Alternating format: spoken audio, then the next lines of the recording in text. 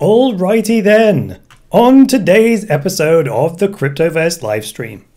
I have to do that little intro bit just to make sure that the stream on Twitch and YouTube is working simultaneously before I start talking, right? Which is why I put that little thing at the beginning, because it's just want to make absolutely sure we don't muck up when it goes live. So spot on, we're all good to go.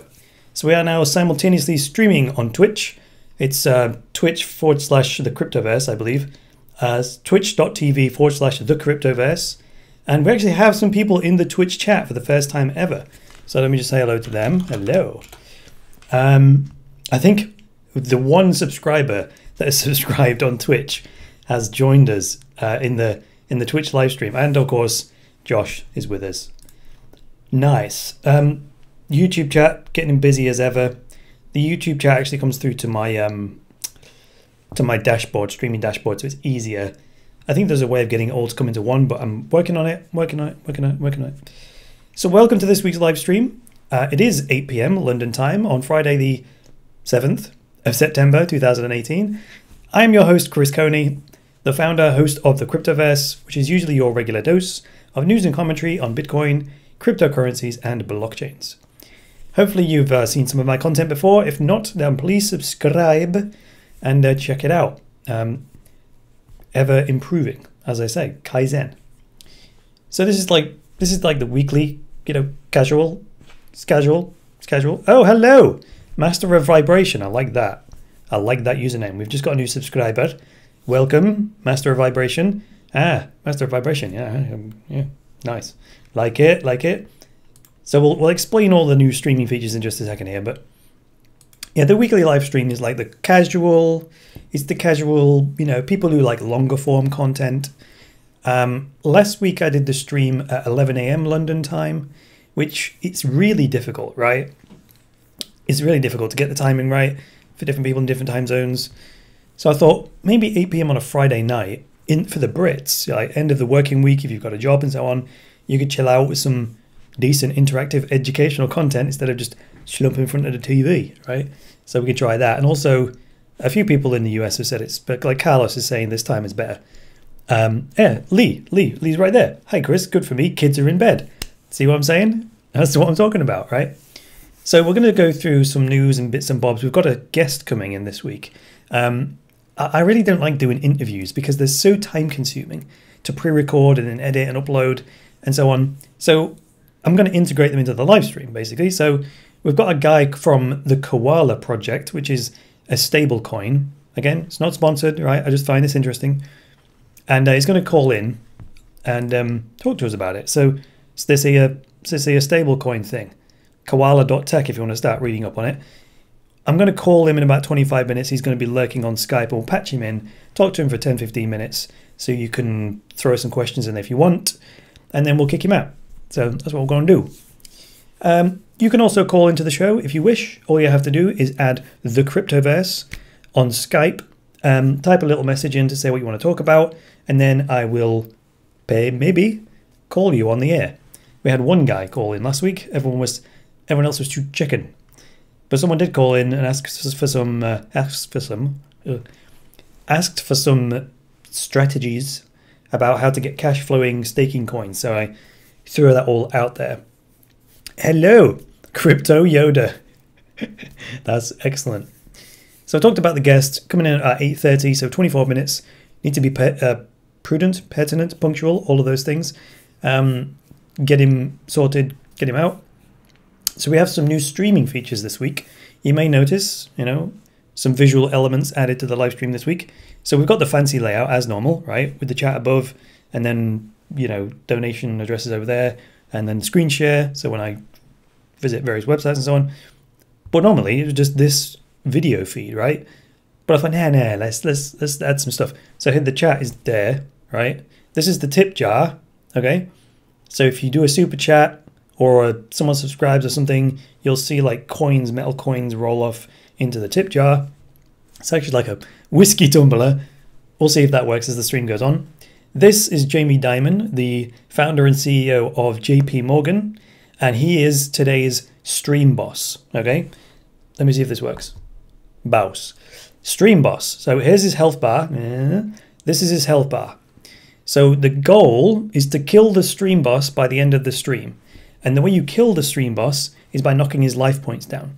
So the way you do damage to the stream boss is by subscribing or liking or super chatting. There's a bunch of different events basically that we do in the stream that the streaming software will pick up. And like if someone subscribes, you'll see him lose like 200 hit points or something. And you can actually, I think since I set up the stream, you see he's already down to 9,500 hit points, because before I even pressed to go live, people were subscribing to the channel and doing a bunch of other things. So that's already started knocking his life bar down. So I thought you might like Jamie Dimon as the stream boss. So, you know, share the stream, smash the like button, get other people to subscribe to the Cryptoverse. Let's see if we can kill Jamie Dimon, the stream boss, before the end of the stream. Now, unfortunately, you're going to have to bear with my sense of humor. That sound effect is Rick Ross, who is a hip-hop artist, rapper, who he's saying boss, right? But he says bouse, right? It's like this. Bouse. Is it working? Yeah, whatever. Hey, Chief Krypton's in the house. Can we attach photo to this live stream? No, you cannot. I'm not. There is a feature that allows you to share media, but I ain't turning that on, right? Text only, all right? Because that'll just be chaos. So, stream boss, tip jar, events list up there. So that shows like a list of the most recent tippers to subscribers and so on. These are the people that have subscribed since I actually started the stream. I start the stream up about 30 minutes before we go live. So that's when all the data starts coming in and does this stuff, which has already knocked Jamie Dimon's life bar down. So lovely job. So welcome to all the early birds. You see if Chief Krypton's in the house, right? You saw my mycryptons.com, or is it mycryptons or mycrypton? Let's do a quick foray over to it's mycrypto. Yeah, that's the problem. I've even type it wrong sometimes. I do mycrypto.com because it's very, very similar, isn't it? Mycryptons. There we go. mycryptons.com/marketplace. If you watched the episodes of the Cryptoverse, you'll have seen this game before. It's an Ethereum-based game that uses the ERC 721 standard, which is crypto collectibles, non-fungible tokens. And this is kind of just a funny little collectible game, which, here we go. If we go to most recent, it's me! Woohoo! This is Kivas Varjo. This is a Star Trek reference, whoever that username is. It was Kivas Varjo the Collector, who in Star Trek went around collecting rare items. Some of them were illegal, but you know, he was obsessed with collecting the rarest things in the galaxy. So Kivas Varjo was that character on Star Trek, and here he is collecting crypto collectibles. And he currently owns me. He owns me. I've been owned. Oh no, I hate being owned. This is rude. The gag line started out as bald heads build trust in crypto, but as the owner of the Chris Coney Krypton, you can change it. And he's put blah de blah de blah. Oh, hang on. I thought I was taking the mic to be I thought that was actually a genuine insult to begin with, but I think I actually say that on the show sometimes.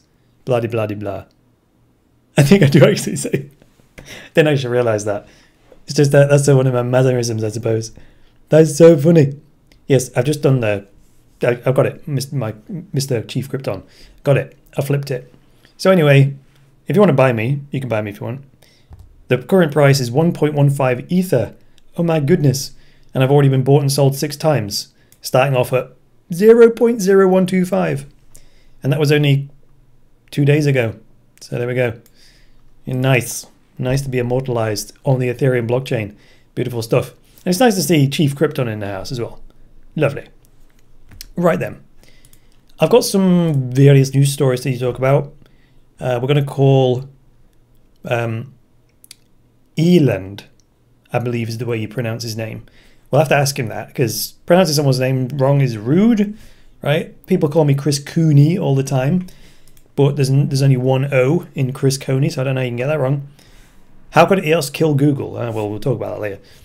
Not as a search engine, it won't. EOS is just not fast enough to kill Google in that regard. But from a cloud hosting provider, sort of service provider, maybe. Anyway, so we're going to call Eland. I'm going to call him Eland until he corrects me. Eland in about 20 minutes. But for now, let's get into a few news stories. Let's see. Here's one of my favorite ones.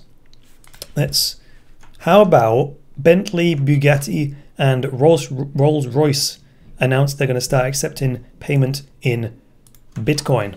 Yeah, man, that's what I'm talking about. Here we go. Here it is. The Cointelegraph broke this 3 hours ago.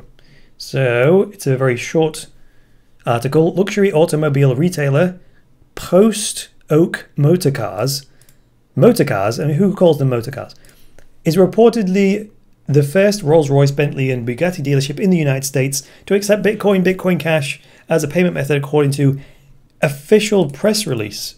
Excuse me. I only picked this up literally, hours before the stream, so I haven't delved deep into this. No, I don't want notifications. Thank you. Excuse me. Yeah, this is his Post Oak Motorcars website, their blog, right? Blah, blah, blah, blah. There it goes. I just did it, didn't I? Well, I don't want to read that. It's horrible text. Let's just read the Cointelegraph one. The luxury auto retailer owned by American businessman Tillman Fertitta, I suppose, has integrated crypto payment provider BitGo to let clients purchase cars with crypto. So let's have a jolly good look then, shall we? Can you buy new cars or old used cars? So according to the press release, the Texas-based firm will accept crypto from its website. The company decided to provide the new payment solution in order to offer their customers the very best buying experience, as well as enable anon around the world. Anyone, as I suppose that's a typo from Cointelegraph's point of view. To buy their vehicles faster and cheaper and yada yada blah yada blah. Fine. Earlier this year, American car manufacturer Ford filed a patent for a system for vehicle-to-vehicle communications that involved the exchange of crypto tokens to facilitate traffic flow. Yes, so that would be like the idea of the Internet of Things, where say you're in a real hurry and it's just in front of you, cars backed up. What you could do is you could have your car negotiate a micropayment with all the cars in front of you to pull over to the left lane and let you past. And you could pay them a small amount of crypto for that, right? So that's a concept that was thought of as soon as crypto came into existence. And the IOTAs of this world are good for that kind of thing, or car vertical, I suppose. But Ford have patented a system for doing these vehicle-to-vehicle communications so that your Ford vehicle could then bribe the traffic in front of you to move the hell out of the way, right? Sweet. Jamie Dimon's doing pretty well, ladies and gentlemen. He's still on 9,000. Don't show the green screen jiggies, sorry. He's still on over 9,000 hit points. This is terrible. Come on. Like, subscribe, share, please. So anyway, back to this story. It also says, in 2018 March, German-based car manufacturer Daimler, known for its Mercedes and brands and smart brands, introduced its own digital currency, MobiCoin, in order to reward drivers for eco-friendly practices such as low-speed driving. Huh, that's a speed tax, I suppose. So, there we go. Let's see if we can do this. Got to keep an eye on the time. 15 minutes, and then we'll call Eland from Kowala. What we got? What should we get? Someone's texting me what we got. Just a lot of pish. What we got then? View vehicles. Let's see if we can buy a pre-owned car with crypto. Yeah, man, we can. Oh, yeah. What do we want? Not we want a Phantom, really. What we got? Ghost. Ghost is quite nice. A G-Wagon. Bentleys. Oh, look at that one. What's that? A Challenger SRT. That's the Demon. Let's get that one. 149k, and it's purple. That is, someone we've got to do it. Bouse. That is Bouse. Don't know if it worked or not. 149k. And can we buy? Yes, we can, look. Bitcoin accepted. Although, you say that, and then you can't actually buy it. You can't. You click inquire, and boom, you get a form. Well, that's no bloody good, is it? That's no bloody good at all. What if I want to just ching? You know? What if I just want to buy this ghost up here? Where is it? I just want to buy this ghost right now. You can't. They want to talk to people, I suppose. Yeah, that's boring. Oh yeah, look at that. Boss. Is it working? It's not working, is it? Sound effect. It's not working. Yeah, man. So there we go. Enough of that story. I think I've done that one to death. So check that one out. Cointelegraph. Nicely done, innit, that? Nicely done. What else we got? You know, let's see what the chat's harping about. Let's check the Twitch chat. Hello, Twitch chat. Still one fellow Bob in there, so keeping an eye out. Got 2 followers on Twitch now. That's nice. Stream's still working. Tweets coming in. Don't know if I can do the tweets. It's too distracting. There's another story I picked out actually, which was the Ethereum Name Service. And now, hello, here comes Elland. Yep, he's online. We'll get him in a minute. The Ethereum Name Service. So you know you can go to like GoDaddy, right? And you can buy yourself a domain name like cryptoversity.com or thecryptoverse.show, right? So the Ethereum Name Service. The Ethereum Name Service. The problem with the existing domain name system is it's censorable, right? Say if the powers that be don't like WikiLeaks. The easiest way to cut someone off, like WikiLeaks or InfoWars, right, is just to sever the domain name in between their server infrastructure, because they may invest masses in co-location servers and DDoS protection and load balancers and routers and all this sort of stuff, you know, all that sort of stuff. And then you just snip the domain name and boom, people can't access it, right? It's just insane. So one of the use cases for Ethereum, the blockchain, was the Ethereum Name Service, right? Where you would then own the digital asset, the domain name, without anyone being able to take it from you, because it's another cryptographically secured sovereign asset. The other benefit, like it says here, is no more long addresses, because you just have alice.mywallet.eth, right, or chrisjsconey.eth, and not only would it be my website, say cryptoversity.eth, you'd also be able to pay the domain, and that also means that you wouldn't send the money to the wrong person, right? You'd know it was me because you're on the domain name and you're paying the domain name, right, with Ether. So, well, you know, brilliant, and it's uncensorable, right? And no one can confiscate it or whatever. So WikiLeaks and the InfoWars of the world and, you know, the Cryptoverses of the world can be like, screw you, I own the domain name. As long as people pop the cryptoverse.eth into their compatible web browser, boom, it goes straight there. So that's a lovely job, right? That's been around, it's been developing, it's been great, it's been lovely. It's available, you can buy Ethereum Name Service domain names and have been able to for about a year, I think, right? Hello, Yasser, how you doing, me old matey? Yasser, long-time patron, one of my biggest fans.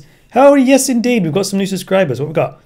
Time Frame Television, welcome, welcome, welcome, welcome.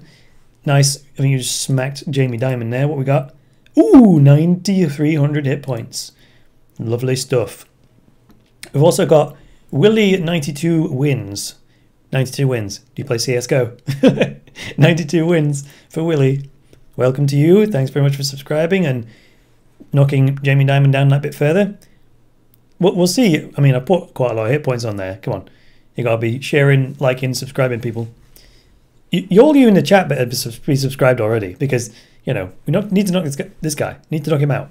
And also, this is still empty. Someone put something in there. Someone put something in a tip jar. I would say I'll do it. I'll dance or something. I'm not humiliating myself for a bit of money. Anyway, back to the frigging story. Stop distracting me.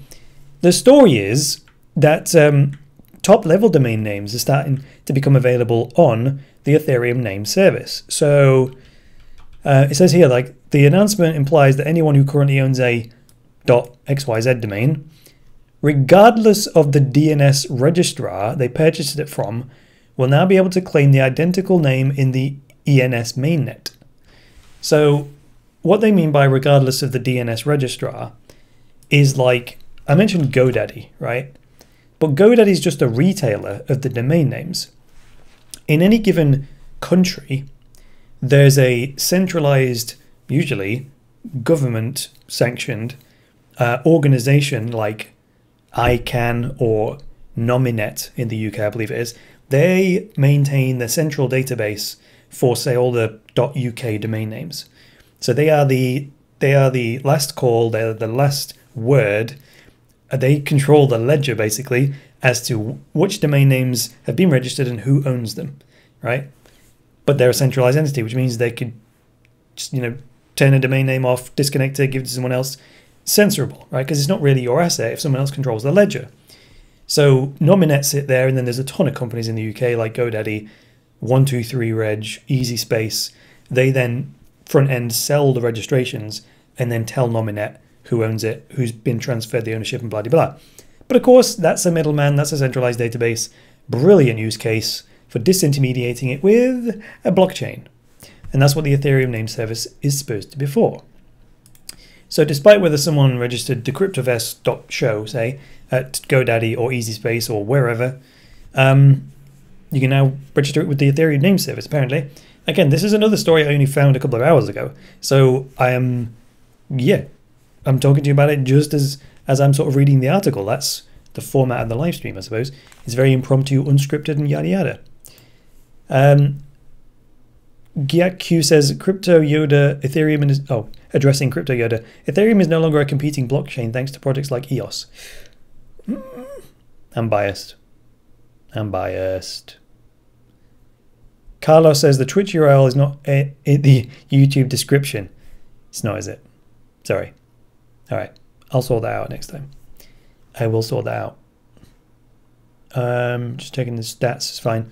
Everything's fine. What do you think to the Ethereum Name Service news? Good, isn't it? Although, actually, on that point, when are we going to get the EOS name service? Right?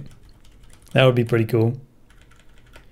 Because the domain name, right? The domain name entry, your computer needs to know, or the routing system needs to know, when you type in the cryptoverse.show, that's just a domain name, right? It's just a PO box. The question is which physical server do you want to load the website from, right? And you can obviously keep the same domain name and point it anywhere you want. So you can move your web hosting, you can change your infrastructure to the back end, and everyone just knows the front end domain name, right? It's almost like, I don't know, having the same email address and moving it, I suppose. A PO box is a better description because a PO box is like a virtual address, and you can move house or move business and then just update the PO box reference. So that's what it's for. But having that on a blockchain, I think, is bloody brilliant. Is Scatter still best to use for EOS voting, in your opinion? Yeah, Scatter's brilliant. It's one of the best EOS tools out there. Ross uses Simplios. Yes, I am an EOS proxy, if you're interested. It's chrisjsconey on Ethereum, on EOS. So let's just sign this off. ENS integration can be seen making a steady rise in the DLT and crypto world. BTC Manager reported on the 13th of August this year that the Gitcoin team has been funding bounties for developers who want to integrate ENS into dApps. If you'd like to get a better idea about the ENS, feel free to go to this write-up published by BTC Manager last December. And now there's a whole thing kicked off in the chat about EOS versus Ethereum. Oh, goodness me. Right. 5 minutes and then we'll call Eland, talk to him about Kowala. Get your questions ready if you've got any questions about the Kowala project. So we'll do a quick, let's do that. Let's spend 5 minutes looking at it. So Kowala.tech, I heard about this ages ago. Ages and ages and ages and ages ago. And I looked at it and the website didn't look anywhere near as good as this back then, I'll tell you that right now. It was super basic and it just, the look and feel of it just looked really primitive. So it kind of put me off. And they actually asked to go in for an interview about a year ago, and I was like, nah, it looks like a, cottage industry or whatever, tin pot outfit. But then they contacted me again and again over time, and then it's developed to this point where I'm like, okay, fine, looks interesting. So what's interesting about this is they've got a dual token situation, which we'll ask Eland about, because look, you got a mining token, which is the MUSD, the mining token for Kowala's KUSD, which is the stablecoin. MUSD owners earn back rewards in the form of newly minted KUSD for their mining efforts. And the whole idea is more stability. So it would remove supply when the value is above $1, and then when it's below $1, create supply, and the other way around. If it's $1, they need to mint more coins to, decrease the scarcity, and if it's below $1, you need to burn some to raise the value. So exactly how this is accomplished, we'll find out, and exactly how it differs from what's my other favorite stablecoin, the DAI token.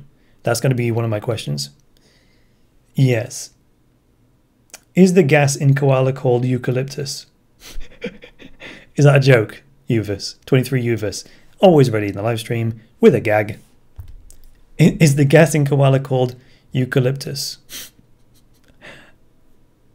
Is that a joke? I don't know if you're trolling me or not. I'm sorry. Honestly, don't know. Well, this is the fella. This is the fella right here. That's going to be coming on in a couple of minutes. Near instant transactions. Do they have their own blockchain? It sounds like they have their own blockchain for this thing, because it says here a dual token blockchain. So okay, I haven't read the white paper either. I just wanted Eland, EILAND, Eland, to come on and just give us the skinny, right? It's much quicker to interact with a person than it is to troll through the white paper. In fact, let's not delay it anymore. Let's get Eland on the phone. All right, here he comes. So, oopsie days, that looks terrible, isn't it? Oh, goodness me. Right. Oh, here he comes. Oh, my goodness. I did say I would call him, but there we go. Here we go. Well, hello there. Hello.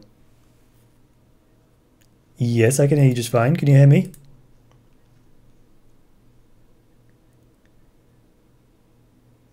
Well, I'm live streaming right now, and I'm just about to call him, so we're on the air right now. All right, thank you. Bye-bye. So that was Dominique, who was asking, am I going to call him? Yes, I'm going to call him right now. Not cool calling me on the live stream, because that was not cool. But anyway, here he is. Are you there, sir? Hi, Chris. Hello. How are you doing? Very nice. Thank you. Excellent, excellent. So, quick sound check, ladies and gentlemen. On the live stream, let me know if you can hear us. So, first question, how do you pronounce your first name? Is it Eland? No, but it's a good guess. It's a guess that many people make first. It's actually Island. Island. That was my second guess. Yes. So Island. So I've been pronouncing it wrong for the last 10 minutes. Apologize. So Island. Oh, no. Yes. Okay. Everyone says in the chat, all good. Can hear us both. So beautiful stuff. Great.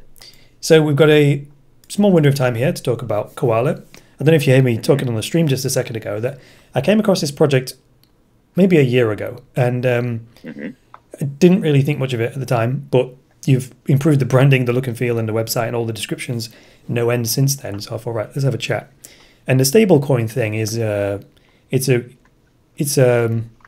hair on fire problem that needs to be solved in crypto. So yes, if you guys have got a new innovative solution, then we can talk about it. So great. Do you have your own blockchain for this thing? That's question one. We do. You do? Okay. We do. Yes. Cool. The other thing I was just looking at is the dual token blockchain. So the stablecoin is the KUSD, which I assume is the Kowala USD. Correct. And then the price is maintained at a stable value by, I assume, minting or burning coins, right? Exactly. That's exactly right. Okay. How come, this is the other thing, with this MUSD, it says on the site here that the newly created currency goes to the miners. Yes. Okay, go on. Who's gonna elaborate on that? Because I don't quite understand that. How come? Okay, sure. Let me explain how those two token systems work. Yeah, go for it. So on the one hand, you have the stable coin. That's easy to understand. It's a coin that's designed to track the price of $1 this first version. And then you have this mining token, and the mining token is very important for a couple of reasons. One is that it provides the work, it does the work of the network, because you use those mining tokens to stake your node and to mine the network. So in other words, you cannot mine unless you have these mining tokens. Okay, so that's an important role. But there's another very important role that the miners play, and that has to do with just the economic part of the stabilization mechanisms in the protocol. So what happens is, let's say, for example, that the price of KUSD creeps slightly above $1 as a kind of a weighted average across exchanges. That information gets reported into the blockchain via a decentralized oracle, and then these algorithmic stability mechanisms kick into play. So you can think of it almost like Uber dynamic pricing or something. You know, when the price is above, they're going to start slowly increasing the minting of new stable coins. That's important because you want to increase the supply in those moments to counteract the increase in demand and push the coin back towards $1. Gotcha. So all of that newly created stable coin flows to the wallets of the mining token holders who are mining at that point in time. And it does, so it's a proof, it's a sort of a hybrid, but let's think of it as a proof of stake blockchain where the mining tokens serve as your stake. So I'm a miner, and so do I get spontaneously find newly created coins appear in my wallet when the price is over $1? That is correct. They magically appear. So am I? Is it a proof of work when you say mining? Is it staked, or is it proof of work, or how does that work? It is. So it's yes. This would be nice if it were a very simple answer to this question. It's really, in a way, a little bit of a hybrid. But I think it's easiest for everyone to think of it as proof of stake in a way, because you do have to stake your node in order to mine, and the energy costs and the computing power that's required to mine are relatively low, like proof of stake. And so therefore it's you're staking those, and then you're going to earn those block rewards, the minting aspect of the block rewards in those times when the price is above $1. And what that means is that the block reward itself is variable. Sure. What is the relationship between the two tokens, though? Because if it was just the KUSD, couldn't that just be created and destroyed and be the mining reward? So you're saying, what if you had something like a proof of work system and you had KUSD?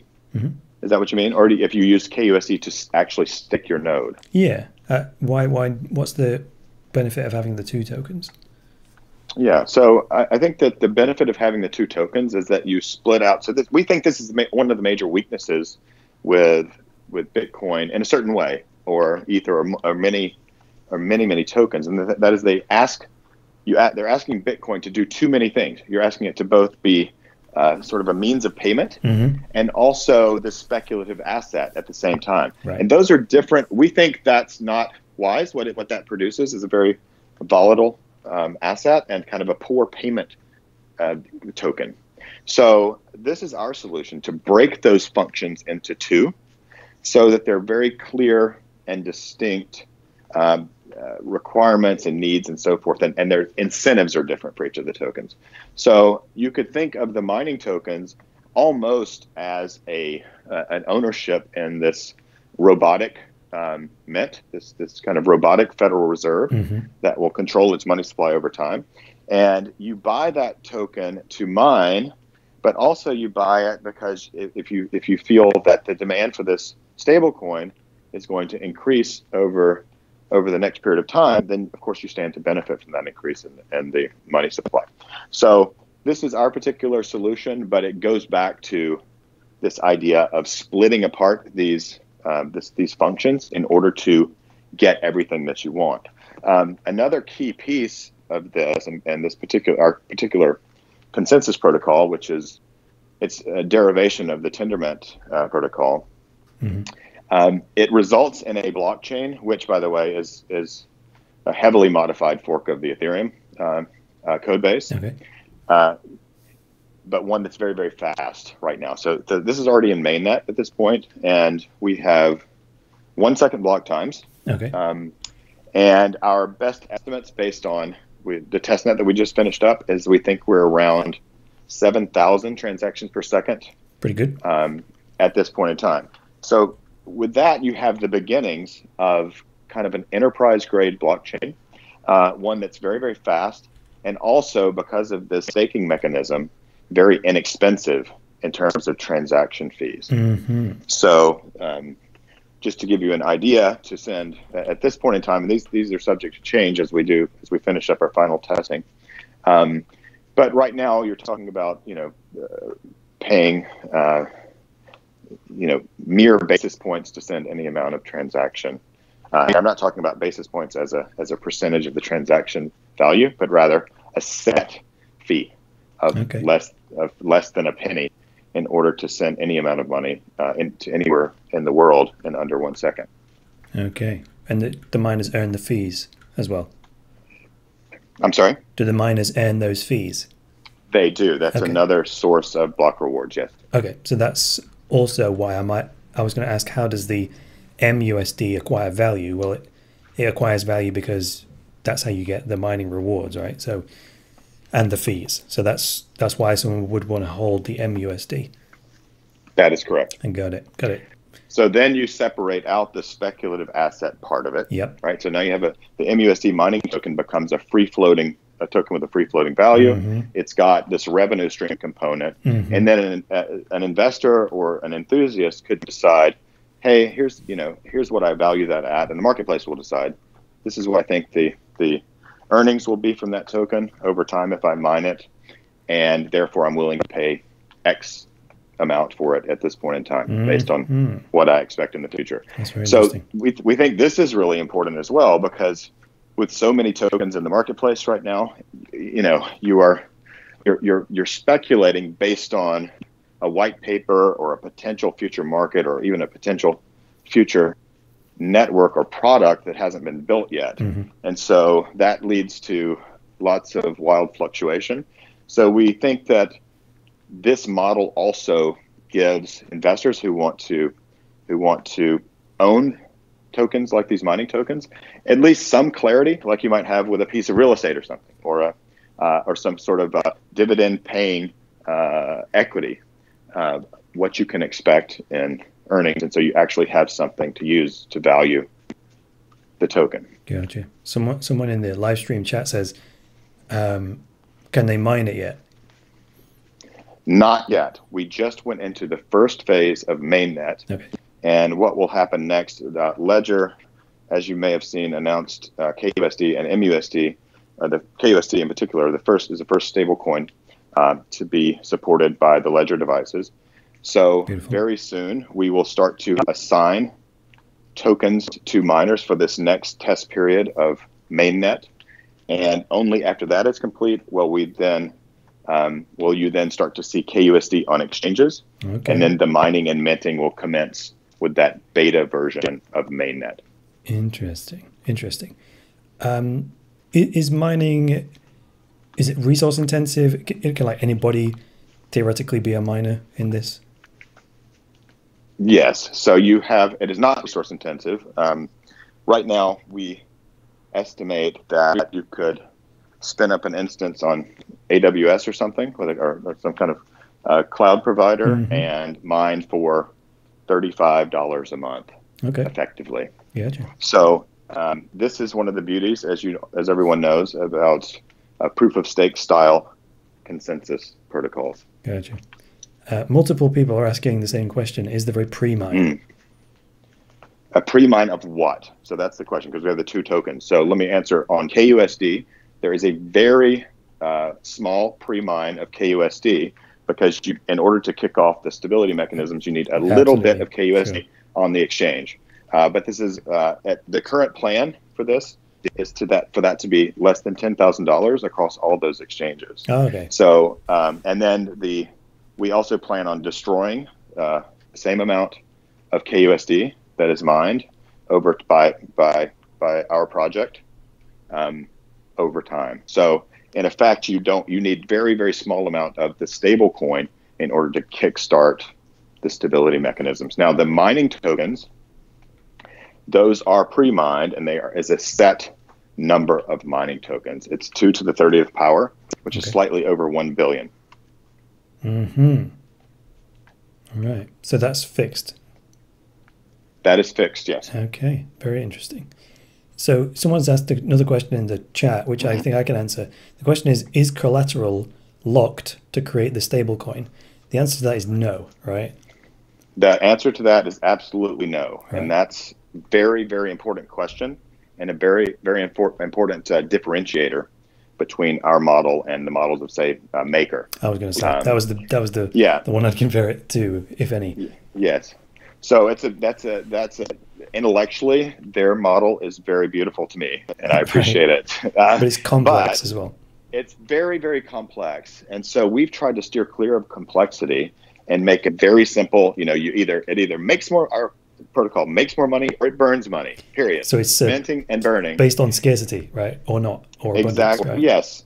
But another reason that it's very important is that any stablecoin really needs clarity communicated to the marketplace of traders in particular, because they need to know that they are what to expect. So let me make that more concrete. So let's say that the price of KUSD creeps up to $1.01. Okay. That's going to now incentivize traders who may have purchased it at $1 to sell as much as they can and make 1% on their money right now. If they can do that 5 times per day, they're super successful, you know. Right. And likewise, when the price goes below $1, you want those who have excess KUSD, who don't need it for whatever reason to spend it or what have you right now, you want them to jump in and supply that. To buy it. If it drops below, you want people to jump in and buy it who want to acquire it for later use. And so, because that incentive is so important, not only does it provide stability when those investors compete to make those small percentages and trading around the target price, but they also provide liquidity. And liquidity is absolutely essential for a stable coin. It's essential for every token, but it's really important for a stable coin. Okay. There's another gap in my knowledge here with regards to the destruction of the stablecoin. So yes. Who's destroying them and how do they get hold of them? Okay. So the easiest way to think of this is sales tax. If you go wander into a coffee shop and purchase a coffee in the US, for example, you're going to pay 6 to 8% in a sales tax, and you pay it because you don't have an alternative, you don't have a choice. And that's sort of the way we live our lives. So something similar happens on the KUSD network when the price goes below $1 on the exchanges. And that is that something we call a stability fee kicks into effect. And in all of our agent-based modeling, that stability fee usually is basis points of basis points, but it can go as high as 2%. Okay. And what that means is that in those times of extended low prices below $1, there will be essentially a 2% transaction fee on all on-chain transactions during that period of time. And that is then sent to, it's not literally sent to a burn wallet, but it is effectively burned or removed from circulation during those times. So that is even with conservative estimates of say 15% daily on-chain turnover, you've got a mechanism that can erase 8% of all the money supply in 30 days or 40% of all the money supply in 180 days. Right. And that's an important backstop that users and traders need to understand so that they can have confidence that this blockchain can burn effectively all of the market cap if it needs to. It can wind itself down if it needs to, so that they can recoup the value if they're patient. Right. With a bit of velocity of money, you can turn the whole market cap over and then keep the stability that way. That's right. That's cool. So this means that that the mining token holder, nobody, no money that people possess is burned. They have to make an active choice to transmit the money on chain, and if they do, then the maximum penalty would be the 2%. So we find that this again is a very simple and effective way to transparently and significantly remove chunks of the market cap in times when it's needed. Gotcha. And so are you looking to, I'm just looking at the roadmap here. Someone's asking this in the chat, when's the mainnet open to the public? Yes, so the bulk of the mining tokens have not been, all we've really completed to date is a relatively small pre-sale. We are excited that very soon, any day, maybe this afternoon, I don't know, very soon, we're going to be in a position to announce a way for many, many, many more people to have access to these mining tokens. We're going to complete that process. That I'm sorry that I'm being vague about that, but I have to be, according to our attorneys. But after that process is complete, we will go into this beta version of the mainnet, and that will be the tokens, the mining tokens, will be distributed to their owners. They will be able then to actively mine KUSD, which will be traded on exchanges, and there are already exchanges who have decided to list KUSD when it becomes available. So that's the upcoming process for the mining tokens. Excellent, excellent, cool. So I'm gonna wind it up there, mate. It's that's very interesting. It's definitely got my attention to want to learn more. So anyone who's watching this on the recording or otherwise, you can go to kowala.tech and read the white paper, view the GitHub, all teams on there, social networks, and so on. Island, do you want to have any closing remarks before I kick you off? I just want to second that invitation to your listeners to take a deeper dive into our technology. I think when they do, they'll find like Bitcoin Magazine and Ledger, right, and some of our great partners. The Ledger one, right? It's important. What it does, I think, is communicate to people that of all the stable coins out there, when really smart people take a deep dive into the technology, they see that really, I think our project offers the hope of fulfilling the promise that the original Satoshi white paper made, and that is to create a really usable currency that is truly decentralized.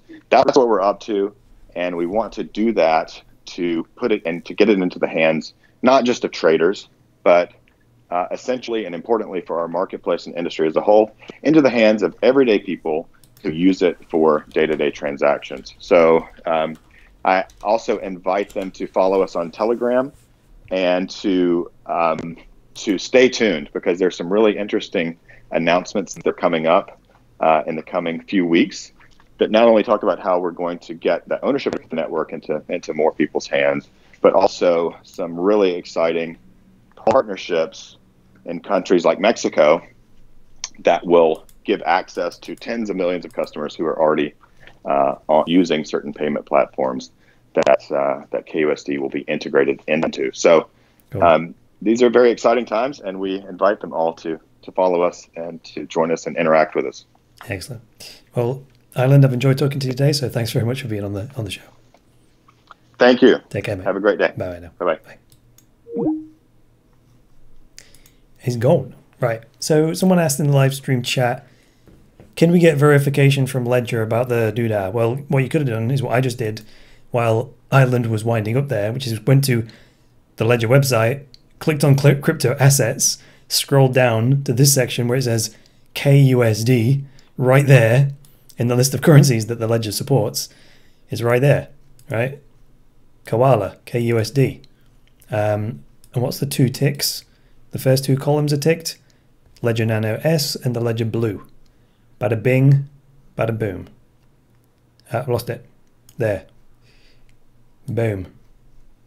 So click on what wallet. There we go. Oh, Kowala wallet. Kowala wallet. This looks like a fork of my Ether wallet, isn't it, right? There it is. This is the Kowala wallet for your Ledger Nano S. Bada boom, bada bing, bing, bing, bing, bing. Sweet. Wow. Does CoinMarketCap recognize was it KUSD? KUSD. Not yet, because it's not listed on exchanges yet, but pretty cool, eh? Not a bad guess if I do say so myself. He came to me. It's not like I'm smart and I, sort him out. So pretty cool. So Todd, verification from Ledger. Boom. Just like that. Really the Nano. Yes, really the Nano. Official from the horse's mouth. Nay. That's Ledger's mouth. Wow, my Ether wallet. Well, it's not my Ether wallet. It looks like it, but this is not it. This is the this is kind of the, you know, they've used the open source code, right?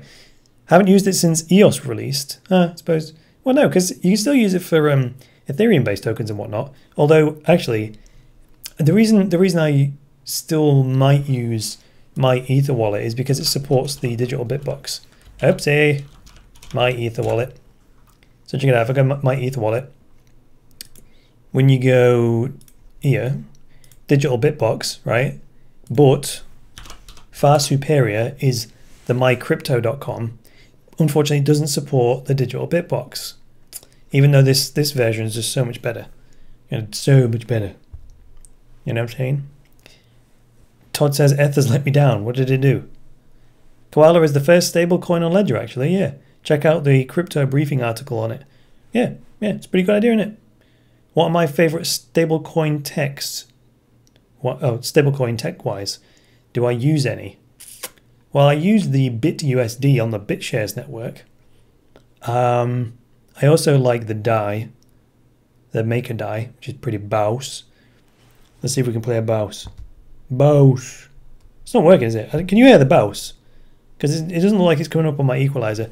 Jamie Diamond's kicking your ass right now, by the way. Come on, people. Click the like, subscribe, share, comment, do everything possible. This guy is just laughing at us right now. Oh, let me down by manipulative shorts on. No Baus. Why is Baus not working? Baus, come on. Maybe if I do it like this. Baus. No. Why? I did test that like 1,000 times. Well, you know. Never mind. Still, Jamie Dimon is laughing in your face. He's laughing in our face. Maybe we should just surrender to him. Also, what the hell is this?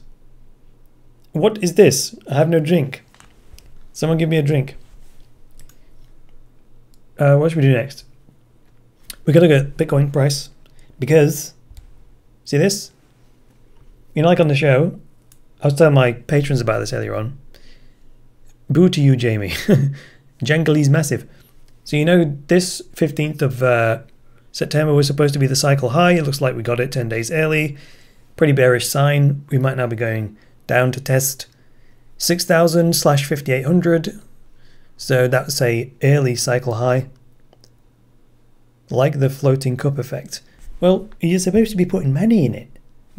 There. The stairway to hell is what the chart looks like. Well, it doesn't though, does it? Because check it. Check it out. There's a floor. There's a big ass floor there at 5,800. And that's where all the cycle lows have been. So the green ones are the cycle highs. Red ones are the cycle lows. And you can see, yes, we've been setting lower cycle highs. Yeah, whatever. But the cycle lows have not ever bust. Let's call it, I call it 6K, but it's technically 5,800. You know what I mean? Yeah, Dogecoin has been doing some weird stuff. Really weird stuff. Weird. Jamie Dimon still on 9,300 hit points. Ladies and gents. No good, is it? It's no good. Let me just clean my browser tabs up here. Yeah, Kowala. Kowala. Kowala. Hey, there we go. Yes, just hit us with a what do you call it? He hit us with a super chat. A super chat. Is it worked? There he comes. Oh yeah, look, there's Yasser. Check it out. Oops, sorry, hit the mic. Check this out. That's Yasser's tip right there. That's the funniest. Did you see that? That's funny. That's funny. So we're going to empty the tip jar after every stream, but there we go. Thanks, Yasser, mate. Thanks for doing that, because now we see how this thing works, right? I can take it and take a little drink out of it. Like, there we go. I can sort of like... I can take a slurp of metal coin. How delightful. Nice. Menho, you're back. Hey, Menho, we called in last week.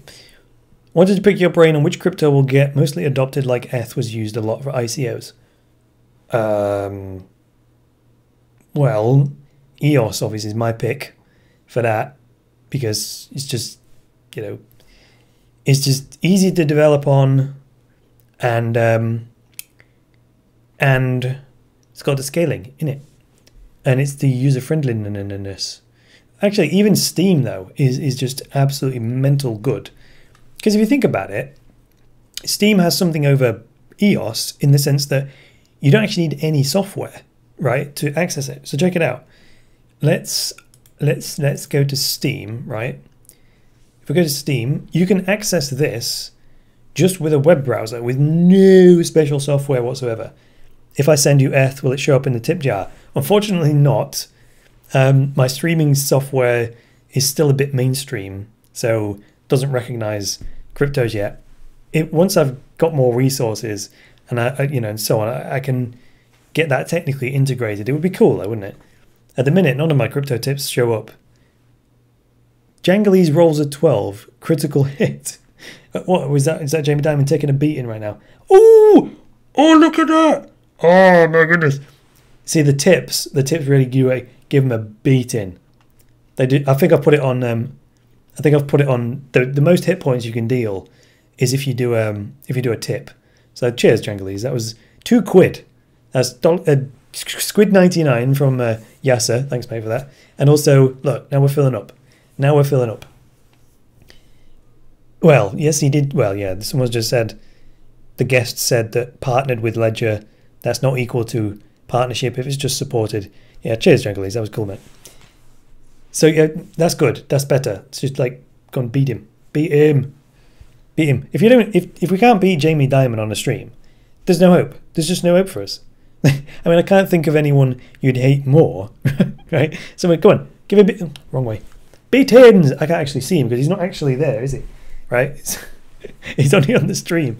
Anyway, back to the point. The point is, what Steam has over EOS is the fact that Steam front ends are just basically fancy block explorers for the Steam blockchain. So without any software at all, I can read all the articles, right? But I can read all these articles, boom, boom, boom, boom, boom. Conversely, well, I suppose I could access EOS Bet in the same way, couldn't I? Yeah, I suppose I could. Well, actually, my scatter is. Let me lock my scatter and then refresh it. Does it still work? Well, not really. Yes, it does work. Okay, that's complete BS then. Steam does not have what I thought it had over EOS because my scatter is locked, just as if I've got a dumb browser and you can still view the contents of the EOS Bet, transactions and whatnot. So, still, EOS for the win. Sorry, I was trying to be objective again, but the EOS use case is so strong. It's just so strong. It's just so strong. What can I say? What can I say? Hey, Mr. Chief Crypto. Oh my goodness me, look out. Jamie Dimon's about to take a massive spank. Wait for it. Wait for it. There's a delay. There is a delay. I think the API thing. Come on. Where's the API? It's going to update itself. There it goes. Quittish. 600. Hit points in the face. Super chat. Chink-a-link-a-link. They're bronze coins, ladies and gentlemen. There's, depending on the size of the tip, determines whether it's a bronze coin, a silver coin, or a gold coin, right? So at the minute we've got coppers in the pot. But Mike D, thank you. Bitcoin bottom. Yes, I honestly think that the 6K level, technically 5,800, is the bottom because it's just been tested so many times. It's been tested here, it's been tested there, and there. So already, actually, and there. So if we copy this, let's check this out. Ooh, look at that. Look at all these red arrows that point to. Let's do one more. Oh my goodness, Pedro. Maximum respect. I'll get to your question in just a second. Oh, wait. Let's just see Jamie Dimon take a beat. Oh, he's took it already. Sorry. He took it. I wasn't watching, but he's down to 6,300 hit points. That's what I'm talking about. What happened? Is it this? I think this overflows eventually. If it fills up too much. Testing makes support weaker. It doesn't. It doesn't, Todd. Testing makes it stronger. It's like tempering steel. But let me just finish the questions of the super chat, folks. So Mike D, is this the bottom? I think so, because just purely by the charts, right? So what I was going to do before someone rudely interrupted me with a tip, thank you for that, was this. Right. So now all those red arrows, they're all the tests of 6K/5800, right? So the more times it holds, it's proving itself as strong, right? If it tested it once and then the second attempt to break it failed and it fell straight through, that would be weak support, right? But it hasn't broken. So just on the pure observation of things, it hasn't broken in 1, 2, 3, 4 good tests. So, you know, the probability of it coming down here and then breaking it is low, right? And I'm talking in probabilities because that's all you can talk in. You can't talk in certainties. In investing, it's all about risk and probabilities and risk and reward, right? So on the balance of probabilities, purely based on what you can observe for yourself, this line has proven itself to be pretty strong. So barring any serious externality, let's call it, like this vertical yellow bar, which demarcates the 30th of September, which is when we're going to get, hopefully, an ETF approval from the SEC, like a physical asset settled one from, is it the CME one? I can't remember, but it's one of the ones that's physically settled anyway. So that line right there, that's one to look out for. So that if that gets denied, it has a chance of busting the support, but it has a chance of busting the support. Let's put it that way. So from a risk management point of view, that's a risky area, right? This is a risky area. If that wasn't there, then the normal cycles would just play out. But the fact that we've got the gradual lower highs, so this is like a descending trend line that's eventually meeting this support line. One of them's got to give. Either, the support breaks, unlikely, or this downtrend line breaks and sets off the new bull market. Say no more. Say no more. That's it. That was £2 worth of Bitcoin bottom guess question mark. Right. Pedro asks, do you think inflation EOS high? So don't you think inflation in EOS is high? I do. It's very high. Oh my goodness, look out. We've got Mike D has spanked us with another $5. Watch out. It could be a silver coin. Gotta wait. In suspense. Come on. There he goes. Schmack. 1,500 hit points. Come on. Silver coin, silver coin, silver coin. We're going to get silver. Yes! Silver coin. That's what I'm talking about. Woohoo! Haha. Nice one, Mike. Gotta say, I wasn't sure that was going to work. This is the new feature for this week. So, and this stream bounce. Oh my goodness. He's almost half dead, ladies and gentlemen. And we have 25 minutes left. Oh, am we going to make it? Not at this rate, we're not going to make it. But yeah, Mike, nice one. That's Mike. Mike's $7 in now. Top tipper. That's actually another feature I need to add. Next week, I should have a big thing here. Like a leader, like biggest tipper of the stream. So you'll be famous for the entire stream. So back to the question from Pedro. Do I think inflation in EOS is too high? I do. I honestly do. So let's talk about that a little bit, shall we? Jamie has been half dead for years, says Jungleese. Funny. Funny. One of my favourite tools, what's one of my favourite tools? The Crypto Lions EOS Monitor areas. This is it. It's eosnetworkmonitor.io, right? So one of the things that they've added recently is this. Total savings balance. So, as we jolly well know, 5% inflation every year for EOS, right? 1% of that goes to the mining rewards. The other 4% of it goes into the EOS savings account.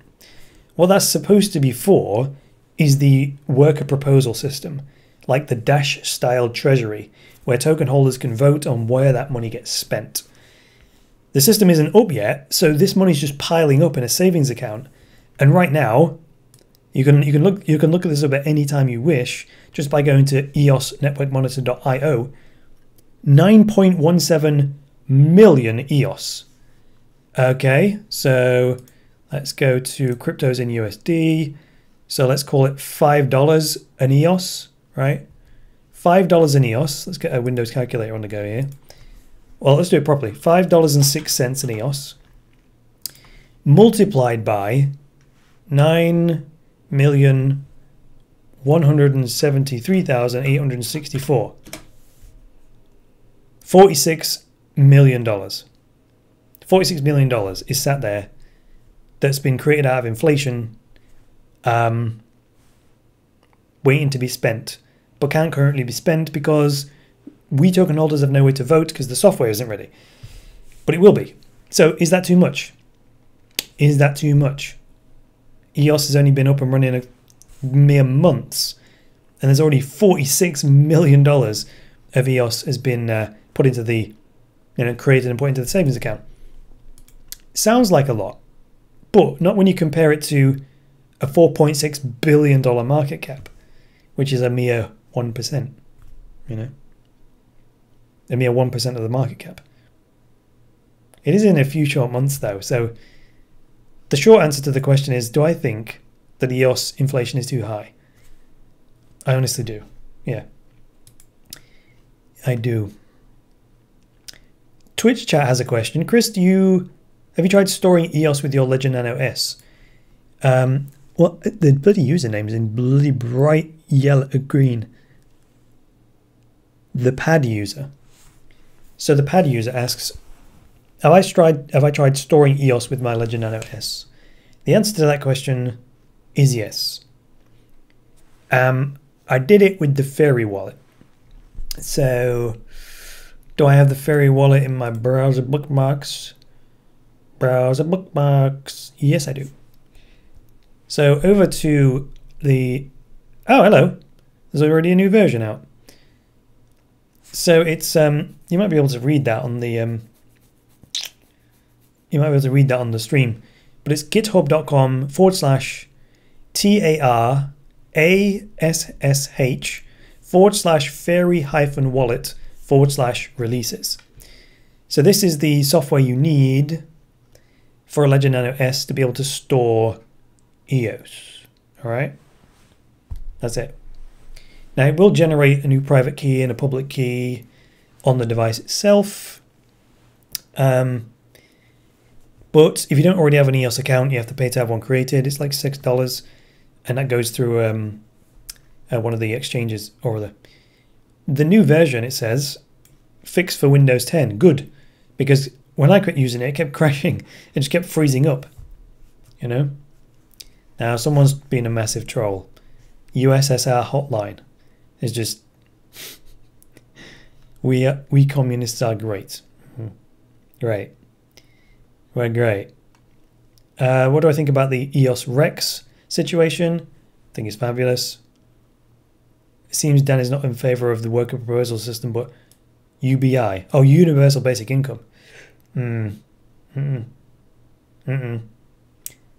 Well, Universal Basic Income. Not a big fan. Not a big fan of that. Not a big fan. I say I'm a capitalist because everyone has what I call working capital. The ability to work, whether that's intellectually, physically, whatever, creatively, blah, blah, blah. So I believe there should be an incentive to deploy your working capital in whatever way you can. Even if you're not mobile, even if you're in a wheelchair, you still have your faculties and all that sort of stuff. And then you deal with the vulnerable people in society through charity and generosity. That's basically my philosophy. Shane Keating, block him. Well, depends how trolly he gets. We'll see. Him, we don't know if it's him. Right, Jamie Dimon's going to survive. He's going to survive. It's a shame. It's a big shame. Not all people are created equal. No, of course not. There is genetic diversity, but everyone has a God-given gift, talent, or ability. You know, everyone has a unique point of view, and that's valuable. Some people see things that no one else has seen before, just their perspective, right? Anyway, this is going to get into a bloody massive debate. Do you think Binance is actually going to create a decentralized exchange? They probably will. They probably will. Yeah. Oh God, now we're really getting into it. Let's not go down there. Let's not go there at all. No, that's way beyond the scope of the Cryptoverse. So let's go back to my pre-prepared stories. Did you know?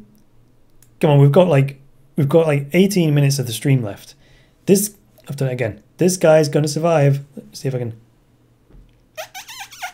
He's gonna survive. Can you talk about Backed? No. I don't know enough about Backed. It's a silly name. Let's talk about Bitcoin Cash. I want to download the Fairy wallet real quick because I didn't realize there was an update. Someone just download that while I'm on the stream. What on earth is the chat is descending into just complete lunacy. And actually, that's I was going to say that about my my demeanor on the live streams, because on the pre-records I'm very like, yes, this is Cryptoverse. I mean, Cryptoverse. This is Chris Coney of the Cryptoverse. Blah blah blah. It's very very professional, very much more rigid. But on the live stream, it's just like meh, just chilling out. I can just chill. Is Binance my favorite exchange? Undoubtedly, my favorite exchange. I did want to talk about Bitcoin Cash though. Check this out. Bitcoin Cash did their stress test this week, which I reported on. Ding ding ding. But check this out. Bitcoin Cash mines a 23 megabyte block. 23 megabytes? How?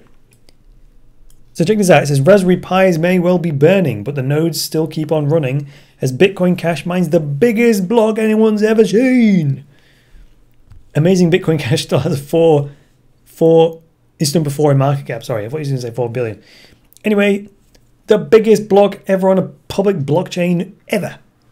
23.1 megabytes, right? With 97,000 transactions in it. Oh, worth about $10 million. For a total fee of 160. Can you believe that? The stress test was pretty sweet. I'm not going to lie to you. Because what's the thing? What's that thing called? A transaction highway. Here it is. Oh, bugger. Not that. I said bugger. I didn't mean bugger. This is what I wanted to see. You did tweet about me, Mike. That's what tipped me off, matey. And I went, oh, no, not this one. This is not the one I want. I want the one with the buses. But yeah, you did tip me off about it, Mike. And I went straight to it. And I was flabbergasted. I was genuinely flabbergasted. Because what I did was, I went to the old coin dance, which I don't use a lot nowadays. I used this a lot back in the day when we were, what we were doing, what was it called? UASF and all that malarkey. What's the minimum hardware requirements for a Bitcoin Cash node? I don't know. Less than it is to be an EOS block producer. I mean, that's baller level. Let's see if we can do a bouse. Bouse? Did it work? It's not working at all, is it? Come on. Boose! Oh my god. Oh no, I'm missing all of this. Yeah, I've got to mark off my chats here. Yeah, okay, fine. There's a little list. There's like a list of events just to make sure I don't miss anyone's super chat or subscription or blah blah. Blah blah. I do say that a lot, don't I? That's why my Krypton has got that. Anyway, I was talking about CoinDance, and I came here and I looked at some stats, right? And I went down here and I looked at the size of the blocks. Now we're going to be many blocks later, but in the midst of the stress test, when was the stress test? It was 2 days ago on the 5th, wasn't it? Well, these big blocks, aren't they? Big blocks. 9 megabyte block right there. 13 megabyte block there. Big blocks. So that was the decision that Bitcoin Cash have made, right? To kind of brute force it in a way by going for scale on hardware. It's a similar decision that the designers of EOS made, in that they were like, screw it, right? Let's start with the end in mind. rather than saying we want everyone to run a node and then what can we do with, Raspberry Pis. What are you talking about, Carlos? Oh, Baldy. Baldy? Me, Baldy. Anyway. I've completely lost my thread now. I should not look at the chat. Should not look at the chat. Oh, yeah. So, yeah. The designers of EOS was like, right, rather than going Raspberry Pis, right, now what can we do with Raspberry Pis, and let's work within that limit, which is very much the Bitcoin core approach. Their approach is more innovation based in the sense that they have this limit, right? It's almost like a self-imposed limit. And then they're like, right, now what we need to do is come up with ingenious methods and invent new ways of squeezing the maximum efficiency out of within these limits. And that forces creativity, it forces innovation, right? Because you can't just arbitrarily increase the capacity through hardware, right? And that's a very notable, noble, respectable approach, right? Needs baller level brains to do that. But EOS, right, baller level brains as well, but they decided, right, let's just do it the other way around. What's the user experience, right? Half-second transactions, 10,000 transactions a second, this is what we need. Right, let's reverse engineer it. What kind of hardware would be the minimum requirement, right? And that ended up being right up here. So in order to support such a network, straight away chopped off a ton of people from ever becoming block producers. Unless you host it with a cloud service, which to me, I'm not a fan of that at all. I want, real server infrastructure. I want real network engineers that really do understand that sysadmin, right? Those are the people I want running EOS block producers, right? Bitcoin Core was made to fail. I don't think so. I honestly don't think it was made to fail. I don't think they're I don't think they're meaning to fail, and they're succeeding in the sense that the Bitcoin network has not blipped, right? And it's not even version 1 software. If you download the Bitcoin Core, right? What are we on now? Is it version 0.17 or something? It's not even version 1 software. It's mind-boggling. Here we go. Check this out. What is 0.16.2, and despite it being sort of still pre-release software, there's still $111 billion of market cap, and it hasn't blipped. It's being pounded by attackers and DDoS attacks and everything, and it just will not bust. So that's pretty successful, if you ask me. So when you've got that kind of stewardship under your belt, you change things really carefully and really slowly, right? So that's why Bitcoin Core works the way it does. They are very conservative. I would be conservative if I had that kind of responsibility. So I honestly do not blame them for taking it really easy. And then, yeah, you can innovate on LiteCoin and Bitcoin Cash and so on. Granted, they're still extremely highly capitalized blockchains. There's still tons of money people could lose if they make a faux pas, but not as bad as if Bitcoin makes a faux pas, right? So there we go. Bitcoin Cash, 23 megabyte block. Ouch. It was mined. That's that. That's enough of that. Did you also know, if you use the Opera web browser, you know they were going to integrate a crypto wallet? Well, they've now done it, haven't they? Check it out. CoinDesk reports Opera Wallet, Opera Wallet users can now send CryptoKitties and other collectibles because you can, CryptoKitties, for example, according to the recently announced in-browser crypto wallet. There you go. Boom. We can, bugger off. I thought I was going to go to the main source. So claiming the feature is a first for the industry, although other wallets do offer collectible support, including MetaMask. The company said, we believe that as an increasing proportion of our lives moves online, so will our collection of things. I suppose so. Yeah. As a result, users of the beta stage wallet can send their crypto collectibles to others, something said previously required to use a digital marketplace and an exchange transaction to make ownership move from one person to another. I think I'm getting a bit hoarse, you know.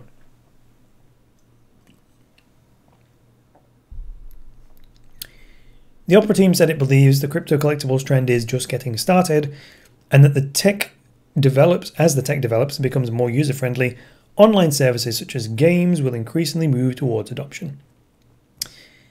Crypto collectibles like CryptoKitties are made possible by Ethereum ERC20.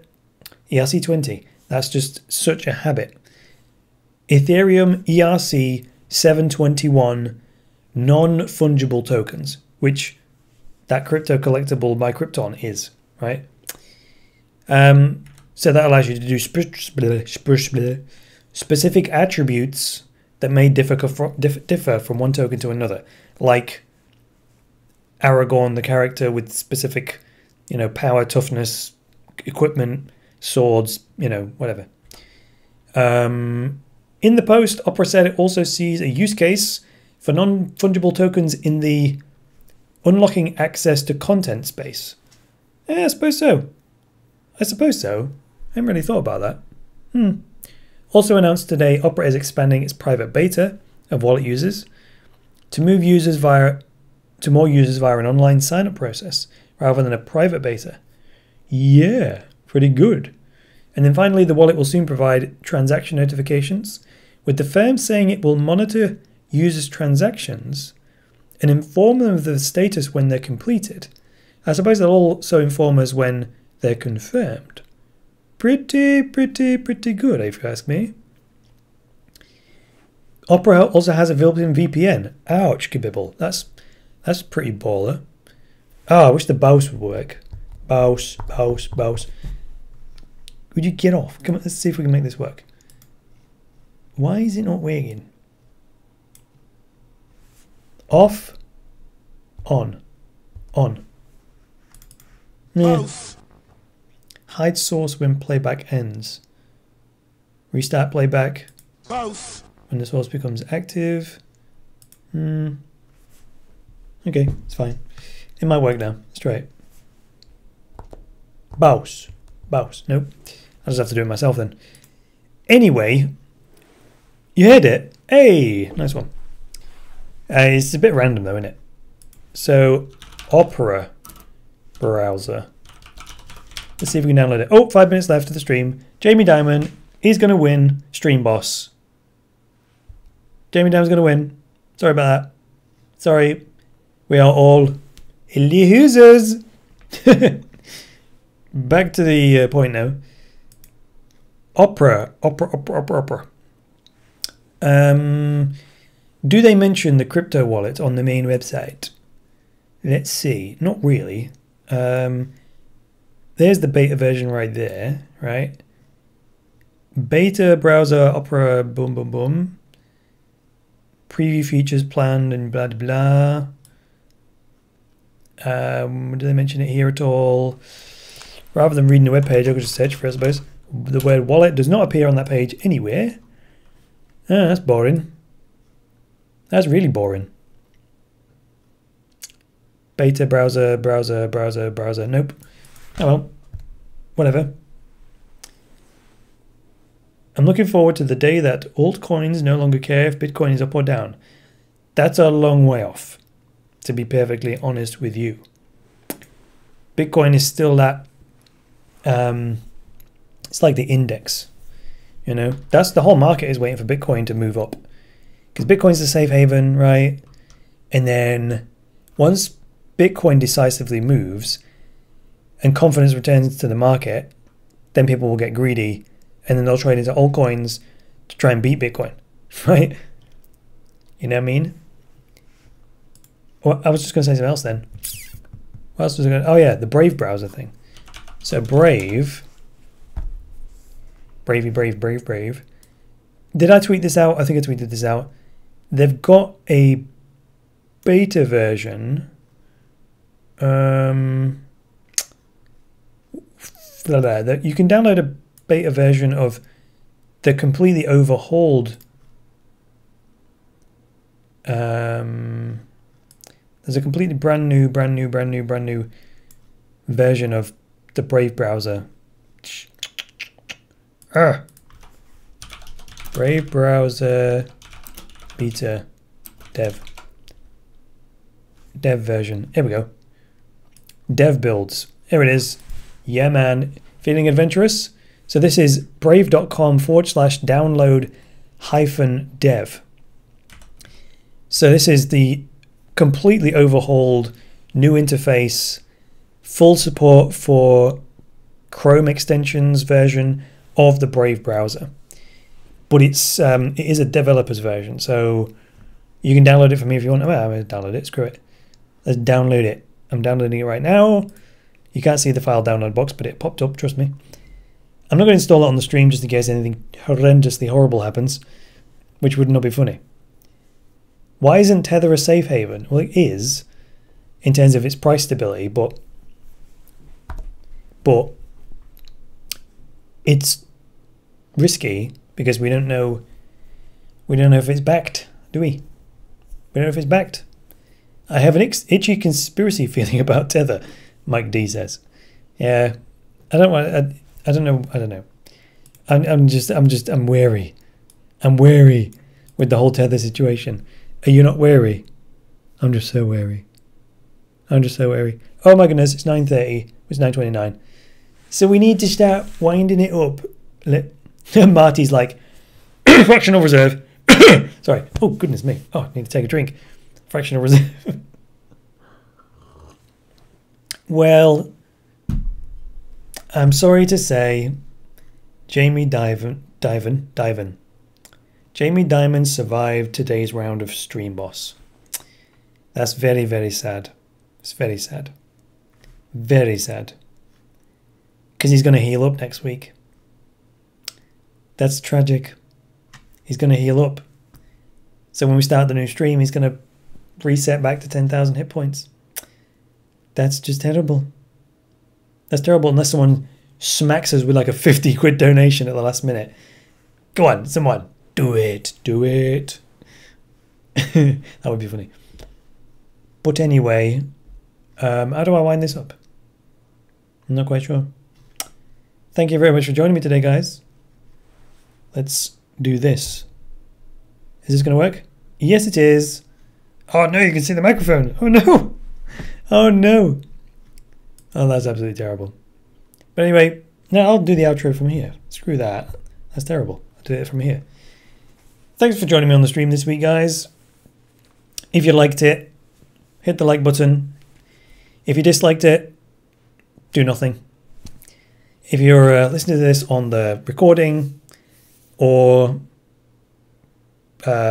viewing it on the recording, leave a comment below with some feedback. Hit subscribe. I think everyone's already hit subscribe. You better have done, everyone on the stream. Otherwise, Jamie Dimon survived for no bloody reason. That's not good. He's going to have to come back next week. We're going to have to bring Jamie Dimon back until we kill him. And then we'll bring another stream boss on. Right? So there we go. I didn't have any sponsors today, did I? Private internet access. Check them out. www.thecryptoverse.show/PIA. That's it. I'm out.